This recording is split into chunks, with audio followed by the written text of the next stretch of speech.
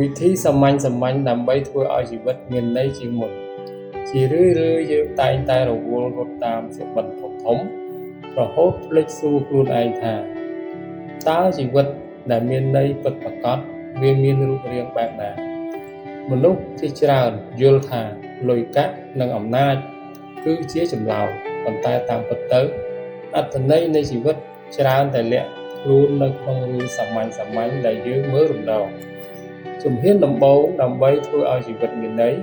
គឺការចេះដឹងគុណចំពោះអ្វីដែលអ្នកមាននៅចំពោះមុខ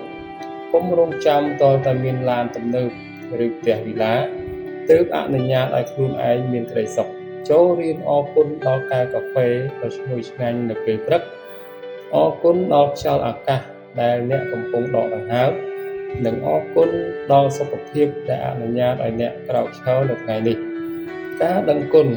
គឺជាមេដែកទាញយកភាពវិជ្ជមានមកក្នុងជីវិតបន្ទាប់មកចូលរៀនចែករំលែកទោះបីជាអ្នកមិនទាន់មានសល់ក៏ដោយការធ្វើឲ្យជីវិតមានន័យមិនមែនស្ថិតលើអ្វីដែលអ្នកទទួលបាននោះទេប៉ុន្តែវាស្ថិតនៅលើអ្វីដែលអ្នកផ្ដល់ឲ្យពាក្យលើកទឹកចិត្តមួយឃ្លា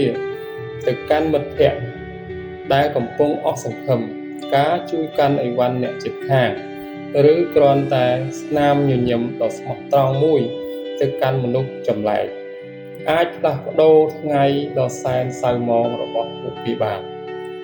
នៅពេលអ្នកក្លាយជាពន្លឺសម្រាប់អ្នកដទៃ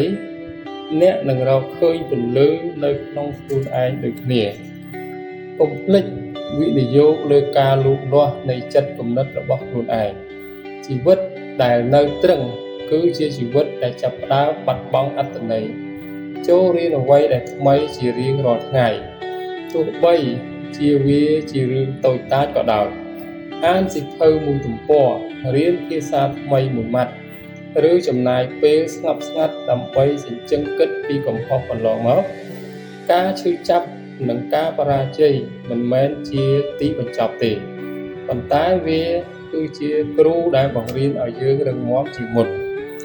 រឿងដ៏សំខាន់បំផុតមួយទៀតគឺការរស់នៅក្នុងបច្ចុប្បន្នកាលកុំជាប់គាំងនឹងស្រមោលអតីតកាលដែលកន្លងផុតហើយក៏កុំបារម្ភជ្រុលពីអនាគត